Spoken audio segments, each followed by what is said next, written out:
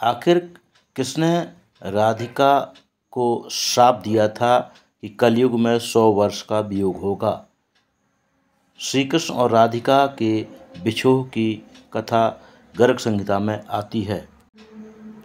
गर्ग संहिता में वर्णन है कि श्री कृष्ण का विरजा के साथ विहार करना, श्री राधा के भय से विरजा का नदी रूप होना, उसके 7 पुत्रों का उसी शाप से 7 समुद्र होना तथा राधा के शाप से श्रीदामा का अंशतः शंखचूर्ण होना।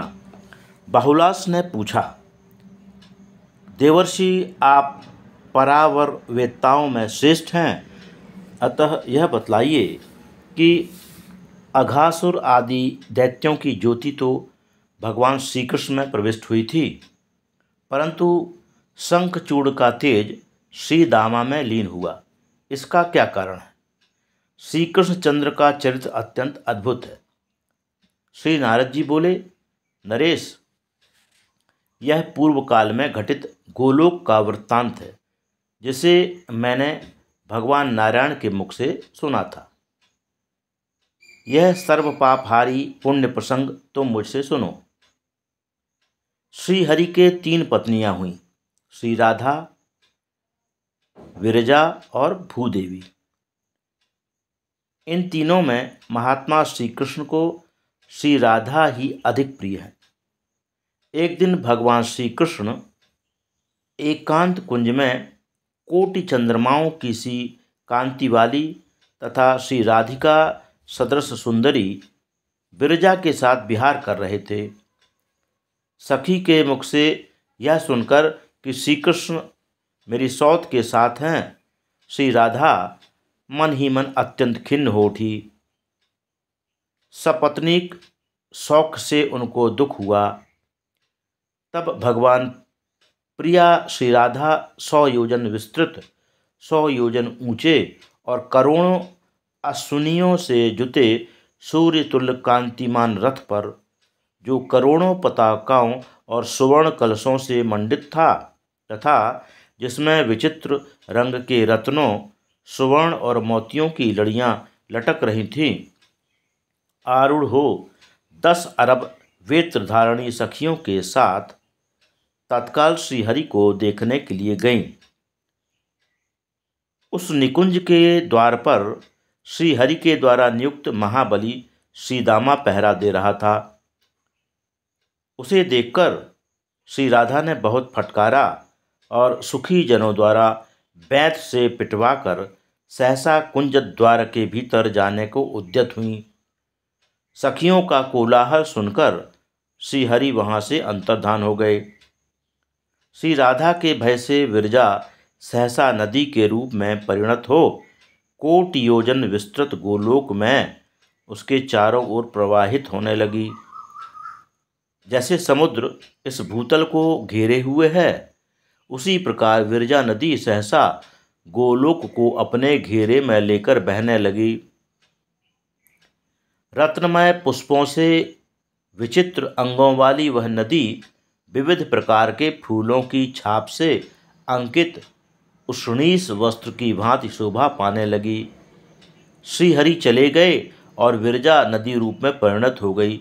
यह देख श्री राधिका अपने कुंज को लौट गई। फिर नदी रूप में परिणत हुई विरजा को श्री कृष्ण ने शीघ्र ही अपने वर के प्रभाव से मूर्तिमती एवं विमल वस्त्राभूषणों से विभूषित दिव्य नारी बना दिया। इसके बाद वे विरजा तटवर्ती वन में वृंदावन के निकुंज में विरजा के साथ स्वयं रास करने लगे। श्री कृष्ण के तेज से विरजा के गर्भ से 7 पुत्र हुए। वे 7 शिशु अपनी बाल क्रीड़ा से निकुंज की शोभा बढ़ाने लगे। एक दिन उन बालकों में झगड़ा हुआ। उनमें जो बड़े थे उन सब ने मिलकर छोटे को मारा। छोटा भयभीत होकर भागा और माता की गोद में चला गया। सती विरजा पुत्र को आश्वासन दे उसे दुलारने लगी। उस समय साक्षात भगवान वहाँ से अंतर्धान हो गए। तब श्री कृष्ण के विरह से व्याकुल हो रोष से अपने पुत्र को शाप देते हुए विरजा ने कहा, दुर्बुद्धे, तू श्री कृष्ण से वियोग कराने वाला है, अतः जल हो जा। तेरा जल मनुष्य कभी ना पिए। फिर उसने बड़ों को शाप देते हुए कहा, तुम सबके सब झगड़ालू हो, अतः पृथ्वी पर जाओ और वहाँ जल होकर रहो। तुम सबकी पृथक पृथक गति होगी, एक दूसरे से कभी मिल न सकोगे। सदा ही प्रलय काल में तुम्हारा नैमित्तिक मिलन होगा। नारद जी कहते हैं, राजन, इस प्रकार माता के शाप से वे सब पृथ्वी पर आ गए और राजा प्रियव्रत के रथ के पहियों से बनी हुई परिखाओं में समाविष्ट हो गए।